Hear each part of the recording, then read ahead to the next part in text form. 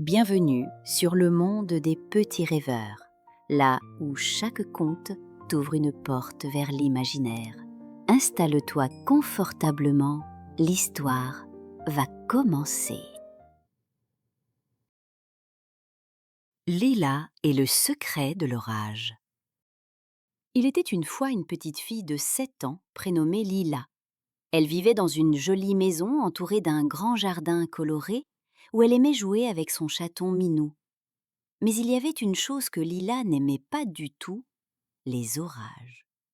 Quand le ciel devenait gris, que le vent soufflait fort et que les nuages s'empilaient comme des montagnes sombres, le cœur de Lila battait à toute vitesse.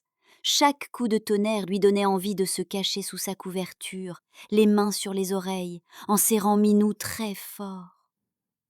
Un soir d'été, alors qu'elle dessinait un arc-en-ciel, un grondement fit vibrer les vitres.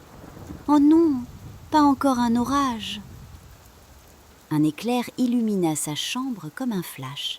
Minou sursauta, Lila ferma les yeux, mais soudain, une voix douce résonna, comme portée par le vent et la pluie. « N'aie pas peur, Lila, viens découvrir qui nous sommes. » Intriguée, Lila ouvrit les yeux. Devant sa fenêtre, une petite lumière dansait entre les gouttes de pluie. Peu à peu, elle prit la forme d'une créature aux ailes d'étincelles. « Qui es-tu » ?« Je suis Fulgora, l'esprit des orages, » répondit la créature en souriant. « Mais les orages font peur. » »« Peur ?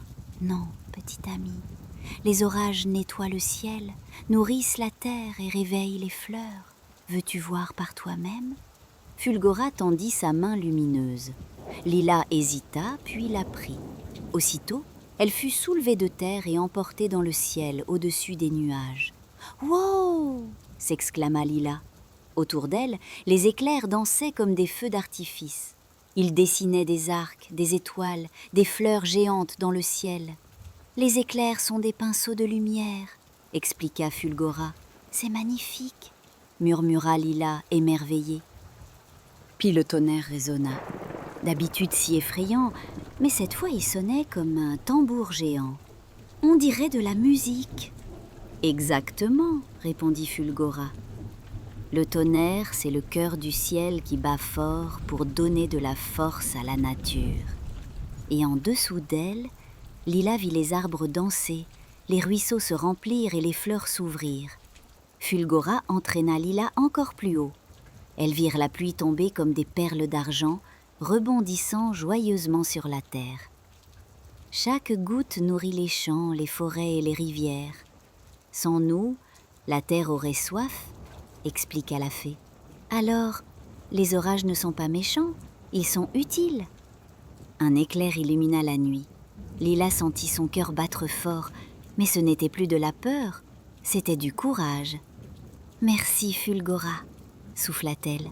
« Maintenant, je comprends. » Un souffle de vent doux la ramena doucement dans sa chambre. Minou ronronnait paisiblement. Assise près de la fenêtre, Lila regarda la pluie tomber. L'orage ne lui faisait plus peur. Elle prit son carnet et dessina un arc-en-ciel entouré d'éclairs et de gouttes brillantes comme des diamants. « Les orages sont les amis du ciel » murmura-t-elle en souriant. Puis elle s'endormit paisiblement, bercée par la pluie. Depuis ce soir-là, chaque fois que le tonnerre grondait, Lila pensait à Fulgora. Elle expliquait même à ses amis « Les orages, c'est la terre qui chante pour donner à boire aux fleurs. » Et tout le monde l'écoutait avec admiration. Nos peurs cachent parfois une beauté invisible. Avec un peu de courage et un nouveau regard, elles se transforment en émerveillement et en force. Bonne nuit, mes petits rêveurs. Vous venez d'écouter une création originale, Le Monde des Petits Rêveurs. Si tu as aimé voyager avec nous, pense à t'abonner à la chaîne, à liker, à activer la cloche pour ne rien manquer et à partager. Tu peux aussi nous laisser un petit commentaire. Et qui sait, peut-être que la prochaine aventure sera la tienne. À très vite pour une nouvelle histoire.